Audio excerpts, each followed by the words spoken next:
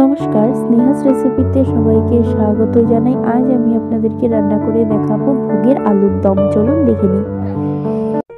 তার জন্য ছোট আলুগুলোকে সিদ্ধ করে খোসা ছাড়িয়ে নিয়েছি। কড়াইয়ের মধ্যে 3 স্পুন সর্ষের তেল দিয়েছি। তেলটা গরম হওয়ার পর একটা শুকনো লঙ্কা, 2টো তেজপাতা আর সামান্য জিরে দিয়ে ফোড়নটা কিছু সেকেন্ড ভেজে সিদ্ধ করে রাখা আলুগুলো দিয়ে ভেজে নেব।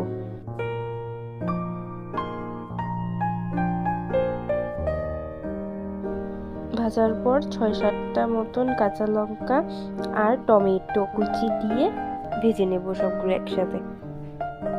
ভাজাটা হতে থাক, ততক্ষণে মশলার পেস্টটা আমি করে নিচ্ছি। একটা বাটির মধ্যে 1/2 টিস্পুন হলুদ গুঁড়ো, 1/2 টিস্পুন জিরে গুঁড়ো, লবণ স্বাদ অনুযায়ী, 1/2 টিস্পুন ধনে গুঁড়ো, 1/2 টিস্পুন লঙ্কা গুঁড়ো জল দিয়ে গুলে মশলার মিশ্রণটা দিয়ে দিচ্ছি, দিয়ে মিশিয়ে নেব।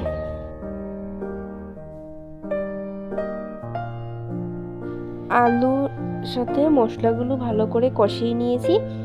এখন 2 কাপ মতন জল আমি দিচ্ছি, দিয়ে মিশিয়ে নেব।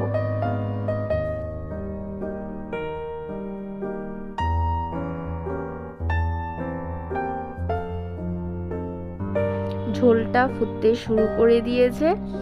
এখন 1 টিস্পুন ঘি আর সামান্য গরম মশলা দিয়ে মিশিয়ে নামিয়ে নেব।